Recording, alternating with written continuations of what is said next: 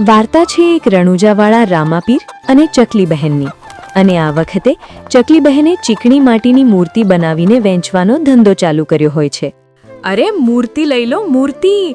ચીકણી માટીની મૂર્તિ લઈ લો, અરે ઘોડાની મૂર્તિ લઈ લો, એકદમ નવી નવી લઈ લો અને સોનાની પણ મૂર્તિ પણ મળી જશે. આવો આવો અને મૂર્તિની ખરીદી કરો. અરે મીનુ માસી, આવો આવો, પધારો અમારી દુકાને. બોલો, શું ખરીદી કરશો?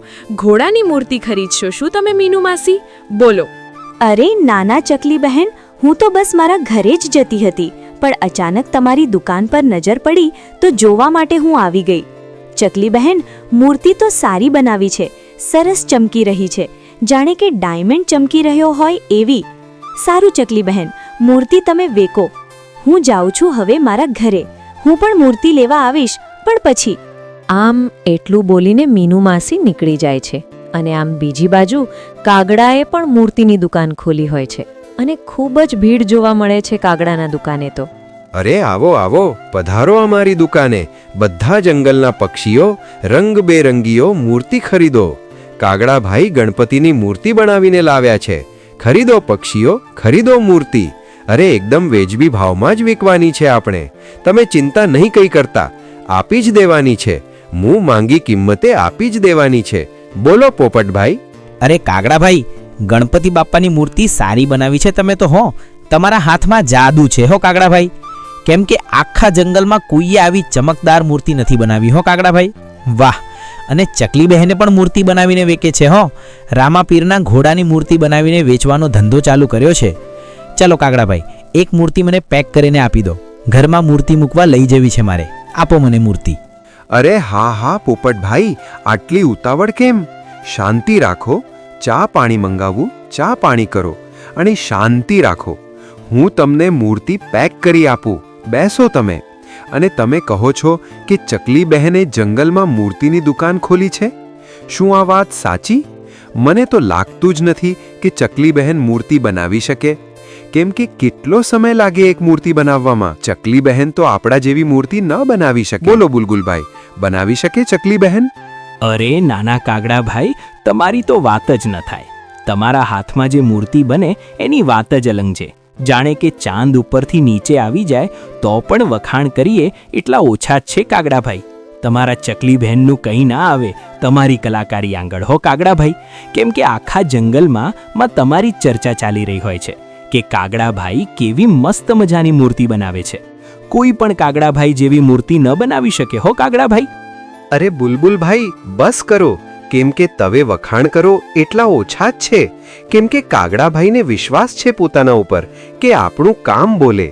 કે વાહ કાગડાભાઈ, શું તમારું કામ છે!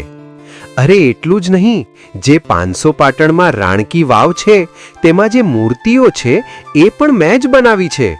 આપણું કામ જેવું તેવું થોડી ના હોય. એમને એમ તો એવોર્ડ નહીં મળ્યો હોય ને કોઈ. અરે કાગડાભાઈ, મારું પાર્સલ પેક થઈ ગયું હોય તો આપી દો મને, મારે મોડું થાય છે. પોપટભાઈ તો તેમનું મૂર્તિનું પાર્સલ લઈને ચાલ્યા જાય છે. અરે કાગડાભાઈ, તમારી દુકાન પર ગ્રાહક સારા આવે છે હો. હું એ જ વિચારીને આવ્યો હતો કે જંગલના પક્ષીઓ કહેતા હતા કે કાગડાભાઈ ચીકણી માટીની મૂર્તિ બનાવે છે, એક નંબર બનાવે છે. જાણે કે હાથમાં કંઈક કાળી શક્તિઓ આવી ગઈ હોય એવી ગણપતિની મૂર્તિ કેવી સરસ બનાવે છે. મારે પણ શીખવું છે. જોઈએ મૂર્તિ બનાવવાનું. કાગડાભાઈ, તમારું શું કહેવું કે મને મૂર્તિ બનાવવાનું શીખવાડશો કે નહીં? લાગતું તો નથી કે શીખવાડો. અરે શું બોલ્યા કબૂતરભાઈ? શીખવાડવાની વાત જ નહીં કરવાની. શીખીને પછી મારો ધંધો બંધ કરાવવો છે?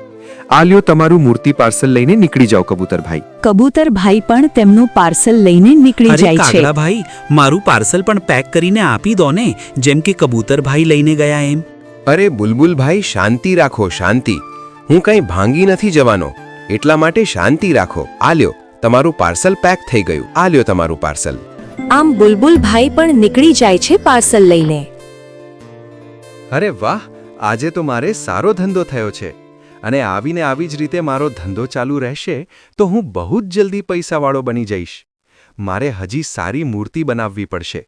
ચાલો હવે આપણે ઘરે જઈએ, કેમ કે મારી પત્ની મારી રાહ જોઈને બેઠી હશે. ચાલો ચાલો ભાઈ. આમ કાગડાભાઈ તો સારો એવો ધંધો કરીને નીકળી જાય છે તેમના ઘરે. એટલા ખુશ થયા જાણે કે સોનાનું ઝાડ મળી ગયું હોય તેમ. બસ કાગડાભાઈ તો તેમના ઘરે પહોંચી જાય છે અને બીજી બાજુ તો ચકલી બહેનના ઉપર જાણે કે આભ ફાટ્યું હોય. ચકલી બહેન ખૂબ જ નિરાશ હતા. અરે રે, મારું બચ્ચું નિશાળથી હજી સુધી ઘરે કેમ નથી આવ્યું? હે રામાપીર, મારા સાથે આ શું થયું? મારું બચ્ચું ક્યાં હશે? શું કરતું હશે? રામાપીર, મારી મદદ કરો. તમારા સિવાય અમારું કોણ છે? મારું બચ્ચું ઘરે લાવો, 12 બીજના ધણી. અરે, અશુ રડવાનો અવાજ ચકલી બહેનના ઘરેથી કેમ આવે છે? અરે કેમ રડો છો ચકલી બહેન? શું થયું છે? અને તમે કેમ રડો છો આટલા બધા? કંઈ ખરાબ થયું છે? અને તમારું બચ્ચું ક્યાં છે? અરે એ જ નથી પોપટભાઈ, એ સવારનું નિશાળ ગયું છે, હજી સુધી ઘરે નથી આવ્યું. અને આજે તો શનિવાર છે, બપોરની નિશાળ છૂટી ગઈ છે. બોલો. અરે તમે ચિંતા ના કરશો, તે તેના મિત્રો સાથે રમવા ગયું હશે, આવી જશે ઘરે. તમે ચિંતા ના કરશો, બસ થોડી વારમાં આવી જ જશે. ચકલીબેન, હું જાઉં મારા ઘરે હવે. આમ ચકલી બહેન તો સવારે તેના બચ્ચાને તૈયાર જે કર્યું હતું તે વિચારી મનને શાંતિ આપે છે, પરંતુ ચકલી બહેનના ઉપર આખું આબ ફાટ્યું હતું. ક્યાં ચકલી બહેન તેમના મનને શાંતિ આપે?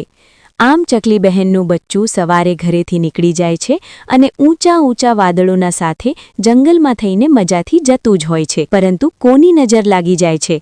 કહે છે કે રામ રાખે તેને કોણ ચાખે, પરંતુ એવું નથી હોતું. ચકલીના બચ્ચા ઉપર વિકારીનો હુમલો થઈ જાય છે અને બચ્ચાને શિકારી પક્ષી લઈને ઉડી જાય છે. આમ એટલામાં જ રામાપીર ચકલી બહેનની વાત સાંભળી લે છે અને બચ્ચાને બચાવવા માટે પહોંચી જાય છે. અને રામાપીર તો શિકારી પક્ષીને માર મારીને ભગાડી નાખે છે. પછી બચ્ચાને ઘરે મૂકવા જાય છે.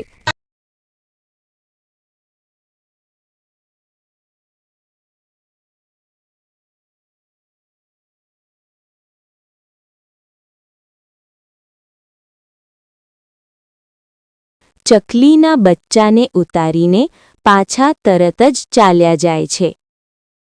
અરે મારા બચ્ચા, તું ક્યાં ગયો હતો? હું તને શોધી શોધીને થાકી ગઈ. તારી નિશાળ તો બપોરના 12 વાગે છૂટી ગઈ હતી. તો તું અત્યાર સુધી ક્યાં હતો ને ક્યાં રમવા ગયો હતો? બોલ બેટા, હું તો ક્યારની ચિંતા કરતી હતી બેટા. અરે મમ્મી, હું જંગલવાળા રસ્તે થઈને નિશાળે જતો જ હતો.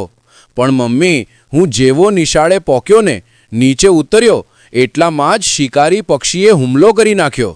શું વાત કરે છે બેટા? તો શિકારી પક્ષીએ હુમલો કર્યો તો પછી બેટા તો બચી કેવી રીતે ગયો? ભાગી ના જવાય બેટા.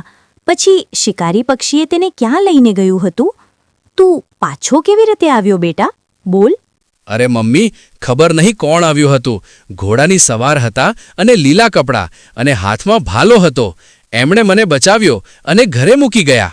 અરે રામાપીર, 12 બીજના ધણી, ખબર નહીં કે હું તમને કેવી રીતે ધન્યવાદ કહું.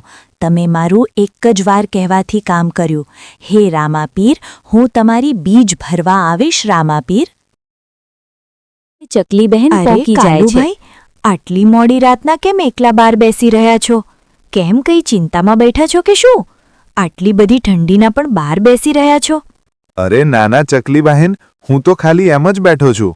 આને મારી તો રોજની ટેવ જ છે જમીને બેસવાની. અને તમે ક્યાં ચાલ્યા છો આટલી મોડી રાત્રે? અરે કાલુભાઈ, મારું બચ્ચું ખોવાઈ ગયું હતું. શિકારી પક્ષીઓ લઈ ગયા હતા. તો મેં માનતા માની હતી કે મારું બચ્ચું ઘરે આવી જશે તો હું બીજ ભરવા રણુજા આવીશ. આટલું બોલીને નીકળી જાય છે ચકલી બહેન તો અને રણુજા પહોંચી જાય છે અને બીજ ભરી નાખે છે કે હે રણુજાના રાજા, હું તમારી બીજ ભરવા માટે આવી છું.